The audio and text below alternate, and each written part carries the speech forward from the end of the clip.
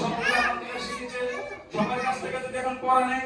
সারাদিন ওই কি হবে না সবক আদায় কি হবে না শেষ হবে না যদি কিন্তু আমাদের আরো এই অনুষ্ঠান দীর্ঘ করা যাবে না লম্বা করা যাবে না সকালবেলা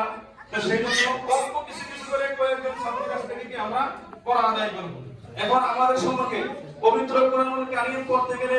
আপনারা যারা কোরআনুল কারীম পড়েছেন আপনারা জানেন যে মাখরাজ শিখতে হয় মাখরাজ যদি কি হয় সহি শুদ্ধ হয় তাহলে তালাওয়াত কি হবে সহি শুদ্ধ হবে তো আমাদের সম্পর্কে এখন মাখরাজ গুলো বলবেন মোহাম্মদ উমর ফারুক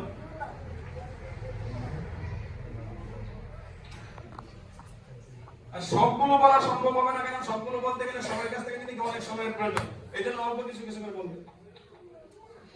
আসসালামু আলাইকুম আমার নাম মোহাম্মদ উমর ফারুক আমি এখন মাখরাজ বলবো আদি হরফ 30টি মাখরাজ 16টি